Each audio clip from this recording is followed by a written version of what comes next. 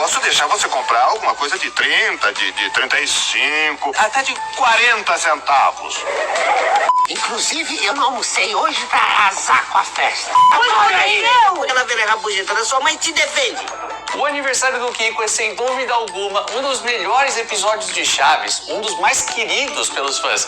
E não é à toa, é lotado de piada boa. Chaves está acabando com todo o bolo! Mas o que esse episódio esconde vai te deixar de cabelo em pé. Então se prepare para arrasar com a festa. Sempre esperei esse momento, o melhor vídeo para fazer isso, e vem com a gente.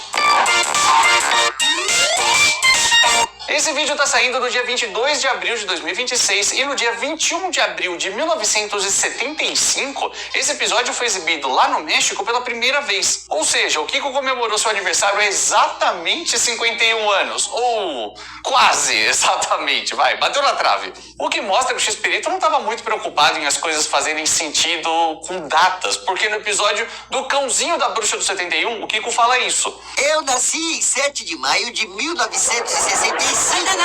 Não. E na real, nem para por aí, porque rolou regravação desse episódio. Não como aniversário do Kiko, mas sim aniversário do Nhonho. ¿Tú sabes por qué Ñoño no te invita a su fiesta de cumpleaños? Por quê? Porque sabe que en cuanto llegas te acabas todos los sándwiches.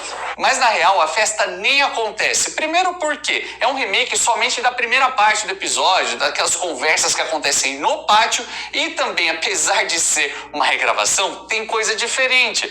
No momento, Chaves fala que ficou chateado pelo Nhonho não convidar para a sua festa. E o amigo fala isso. Oye, pero mi fiesta de cumpleaños es hasta dentro de 7 meses. Mas esse episódio foi exibido no dia 18 de agosto de 1980 e no dia 19 de janeiro de 1981, ou seja, 5 meses depois, adivinha o que veio? ¿Por qué llegaste antes que yo? Ay, porque si llego después tú ya te acabaste toda la comida, pues qué. Sim, rolou aniversário do Nhonho no restaurante. E no dia 3 de março de 87, outra data nada a ver, rolou aniversário dele de novo. E de novo no restaurante. Los que quieren jugar son 2 y los que queremos comer somos 3. Por lo tanto, somos mayoría. E no dia 11 de janeiro de 1988, data do meu aniversário, mas nessa época eu ainda nem era nascido, rolou o aniversário da Popis. Porque mi tía Florinda hizo 8 sándwiches, 2 para cada quien. ¿Qué? 2 miserables sándwiches para cada uno de nosotros? Que louco, eu faço aniversário no mesmo dia que a Popis. Eu não sabia dessa. Descobri fazendo pesquisa por esse vídeo, né? Olha que maluquice. Como eu falo, eu sempre tô aprendendo enquanto pesquiso e vou gravando o vídeo. É uma loucura, assim como a questão de datas de Chaves. E tá tudo bem, é Chaves, a gente releva. Agora, falando do aniversário do Kiko mesmo, um clássico que todo mundo ama, episódio querido, bonito, bem bonito. Como eu disse, ele é um dos preferidos dos fãs, e eu entendo, é muito bom mesmo. Ele tem tanta coisa boa que é até difícil saber por onde começar, mas vamos lá. Esse é o 16º episódio da temporada de 75. E a Chiquinha tinha voltado para o elenco há pouco tempo. Esse retorno da salpicada aconteceu em Chiquinha, o Terror do Cortiço, que foi exibido cerca de um mês antes, no dia 17 de março. Você se aproveita dele só porque ele é fraco, magricela, desnutrido, lombriguento. E nesse período que ela ficou fora, a gente teve a presença de outras crianças no elenco, ocupando espaço, participando das histórias e tal. Mas a Popis, especificamente, ela quase não tinha aparecido. Foram raras aparições. Isso porque, em 74, ela só tinha aparecido em 3 episódios. Apenas 3. Em todos com aquela voz fanha. Te dijo que no tengo que hablar así, que nada más entendió. Acúsalo con tu mamá, Kiko. Acusarlo con tu mamá, Kiko. Nunca creí que fueras tan inteligente, chavo. Ay, sí, pero nada más cuando se trata de comida. E depois disso, ela some por um bom tempo. Nas versões dubladas, talvez você não perceba nada disso, porque é uma completa bagunça, não tem ordem nenhuma. Como a dublagem não tem nenhuma ligação com a cronologia original de Chaves, tem episódio onde ela tá fanha. Limbreza. Não. Mano, importa, porque eu tenho dinheiro e vou comprar uma. Tem episódio onde ela não tá fanha. Sim, temos que acusar todos. Quem é que devemos acusar? Todos os adultos. E para quem nós vamos acusá-los? Ora, pros outros adultos. E eu já fiz um dossiê da Popis aqui, analisando quais episódios ela tá fanha, quais ela não tá fanha, cruzando com a ordem da dublagem, dos lotes, tentando entender o que rolou, Isás. Ficou muito legal. Esse vídeo é um dos mais legais do canal, na minha modesta opinião. Tá na descrição para você ver depois. Mas resumindo, porque é muita coisa pra gente comentar aqui, Chespirito tira a Pops de circulação por cerca de 1 ano. Quando ela volta, ela já não está mais fanha. E isso acontece onde? Exatamente no aniversário do Kiko. Hola, primo. Muchas felicidades. E eu tô falando tudo isso pra você entender o peso que tem esse episódio. Porque é a volta da Pops, é a volta da Chiquinha, elas interagindo com amigos. É a primeira vez que a gente tem as crianças clássicas, todas juntas ali, tirando o Godines, né? Só faltou ele, dos mais clássicos. Enfim, essa é a primeira vez de Chiquinha com Pops e Nhonho juntos. Outro ponto que passou batido por muita gente ao longo dos anos, por conta da exibição totalmente aleatória que rolou aqui no Brasil, é que esse episódio tem ligação com um outro clássico. Esse aqui. É um mascote. Mas parece gato. Peraí, aniversário do Kiko com o julgamento do Chaves, o que tem a ver? Pois é, tem tudo a ver. Por quê? No episódio do aniversário do Kiko, o professor Girafales não aparece, ele não participa. Então, no dia 28 de abril, logo na semana seguinte, o episódio já começa dessa forma aqui. Mas o gato é para o Kiko. É que na semana passada foi o aniversário dele e eu não consegui trazer nenhum presente. Ou seja, esse gato era um presente de aniversário atrasado para o Kiko. E que loucura perceber isso tantos anos depois. E eu acho que esse episódio tem uma mágica que é muito especial de Chaves, que é a questão lúdica, o quanto mexe com a cabeça das crianças. Temporada de 75, acho que é a mais brilhante nesse aspecto também. Porque, vamos combinar, quantas vezes você já não sonhou em ter uma festinha dessa, ou até mesmo teve uma festinha com todas essas características, de passar o dia chamando as pessoas. Esperamos você hoje à tarde, querida. E esperar presentes de todo mundo. De 35, até de 40 centavos. Ficar focado mesmo nos presentes, não é pouco não. Tava te esperando! Felicidades pra você. Sim, obrigado. Muitos anos de vida, Kiko. Brincar com os amigos, fazendo a maior bagunça. Que legal, olha, eu vou mostrar pra vocês, ó. Brigar com os amigos, fazendo a maior bagunça. Eu quero é brincar de adivinhações! Comer lanche embrulhadinho, com todo mundo reunido naquele clima caótico. Sai do meu papai. Sai do meu pai. E um outro ponto que ninguém admite. Quem aqui nunca fez um pedido besta na hora de apagar as velhinhas? Todo mundo. Ninguém vai falar, mas todo mundo fez pelo menos uma vez um pedido que você fala, não acredito que eu pedi isso. É universal. Que no meu próximo aniversário a gentalha não venha. Sim. Muito menos o nhonho. Sim, que? Para que eu possa passar o dia todo comendo tudo sozinho. Ou então, quantas vezes você não ouviu sua mãe se descabelando pra tentar agradar todo mundo em casa no meio da festa? Trate de apagar logo essas velhinhas para que tudo isso se acabe o quanto antes. Inclusive, já que eu falei de mãe, o Dia das Mães tá chegando e essa camiseta clássica aqui do Mamãe Querida vai ficar à venda por tempo limitadíssimo, hein? É só até o Dia das Mães. E você quer comprar tempo da camiseta chegar bonitinho pra você presentear sua mãe, ou se aparecer na hora do café da manhã usando a camiseta do lado dela, fazer uma surpresa, coisa assim, tem que adquirir logo, porque, né, tem frete, tem tudo mais ainda pra chegar. Tem como garantir frete grátis, tem como conseguir desconto no Pix, desconto na primeira compra, vai na loja da vizinhança, que é a nossa loja. Você só encontra lá, nem adianta procurar em outro lugar. E se você é mamãe, quero saber a sua experiência com relação às festinhas dos filhos, quero saber as histórias engraçadas, comenta aí porque é sempre bom. Agora, como convidado, vamos falar também uma outra coisa que todo mundo já quis, comer tudo na festa do amigo. Todo mundo já quis fazer isso. Ah, escuta, Kiko, o que é que nós temos para comer, hein? Que tal a gente começar a comer agora? Não. Agora a gente já pode comer, não é, Kiko? Ah, e daí? Ah, agora tem a dó, né? Acho que já dá pra comer, eu não aguento mais. Não. Inclusive, eu não almocei hoje pra arrasar com a festa.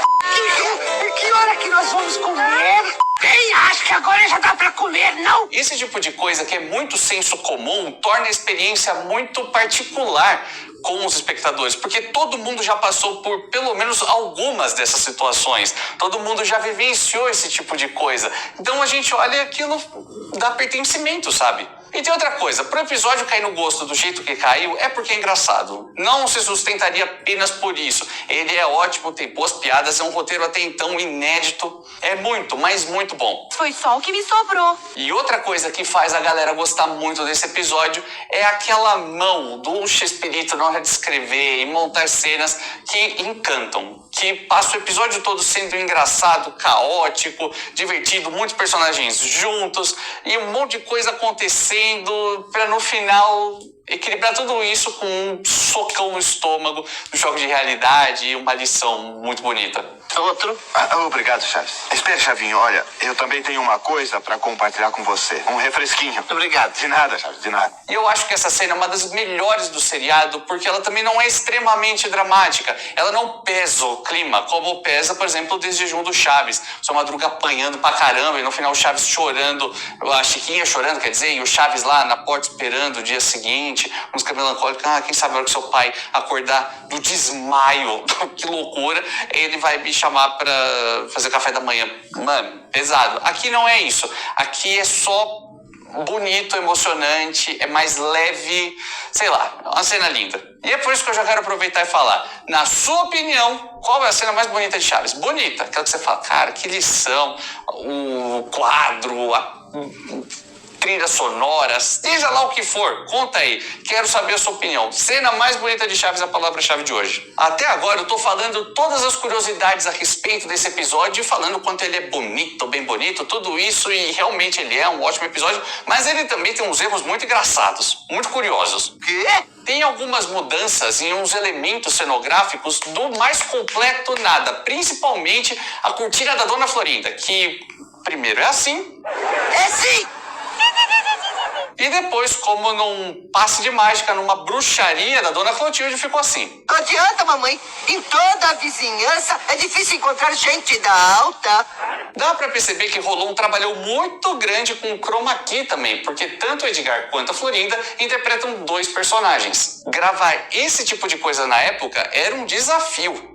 Conta pra sua mãe, tia. E tem muitas cenas em chroma, até mesmo como essa aqui, que é feita só pra passagem da Florinda. Vocês querem fazer o favor de me esperar? Tudo muito bem feito pra época, o negócio tem mais de 50 anos. É incrível pra época isso aqui. Isso é transgressor.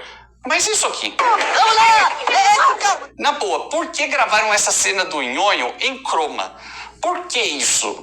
Eu já vi um monte de explicações e até hoje eu não encontrei nenhuma realmente convincente. Porque todo mundo fica no achismo. Todo mundo fala, pode ser isso, talvez seja aquilo. Eu mesmo vou ter que fazer isso também. É claro que eu não tenho a resposta concreta, mas eu tenho bons palpites. Pode ter sido por uma questão de que aquilo foi uma queda, então gravaram num ambiente mais controlado, colocaram ele caindo num colchão e coisa assim, só pra ele não se machucar? Até pode. Não dá pra descartar, mas eu duvido. Pode reparar que na hora que ele cai no chão, se ele estivesse caindo em uma superfície mais macia, teria um efeito de rebote, aquela coisa de você cair e dar uma leve afofada, sabe? Desse tipo de coisa assim. Você cai e faz assim, e não tem isso, ele cai num chão duro mesmo, aparentemente. E um outro ponto é que o Edgar provavelmente era o cara que mais se tacava nas gravações sem o menor problema.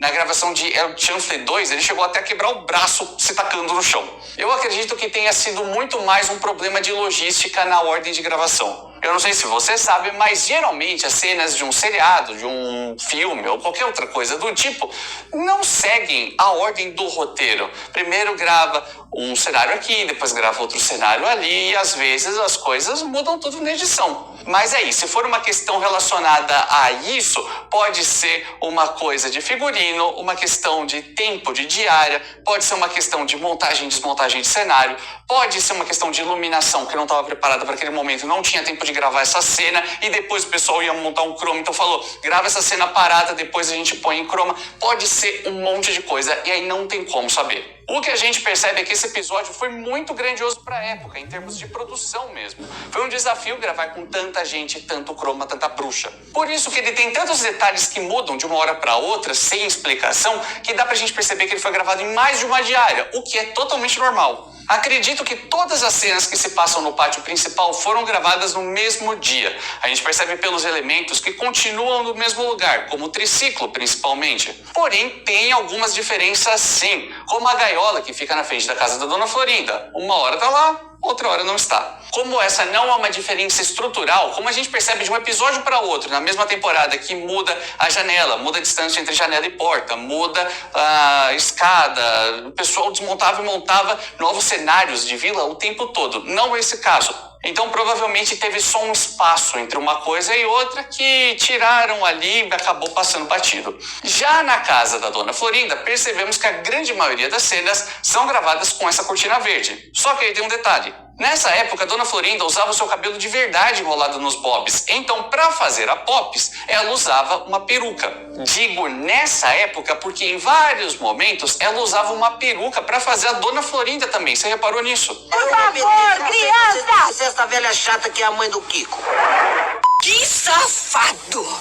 Pintou de uma outra cor pra ninguém reconhecer, né? E na parte da Florinda em croma, ela só gravou essas cenas como Dona Florinda mesmo, não como Pops. O que a gente consegue perceber que foi gravado em outro momento são esses takes que você tá vendo, bem nesse miolinho entre a brincadeira na sala e a hora do lanche. Ocupa cerca de 1 minuto do episódio. E aí talvez você se pergunte, tá, você se guiou pela cortina, entendi, faz sentido, mas e nas cenas que não mostra a cortina? Como que você sabe que foi gravado ali naquele mesmo momento? Repara só na disposição dos elementos cenográficos que estão na mesinha ao lado da poltrona.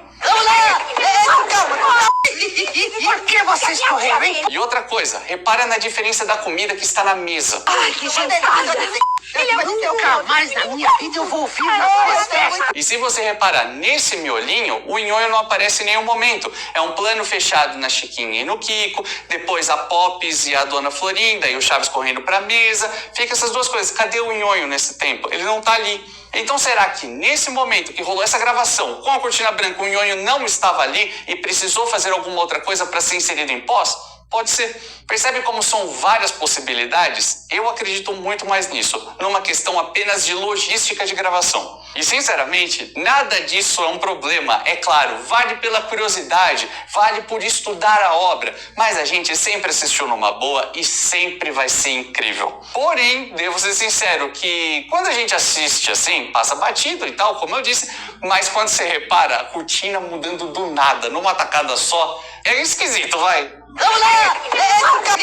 Por que você escorreu, hein? Agora, se você quer ver mais erros de gravação como esse, te indico esse vídeo que tá aqui do lado. Você vai se divertir, é engraçado demais. Eu tenho certeza que você vai curtir muito. A gente se vê no próximo vídeo, nessa mesma hora, nesse mesmo canal.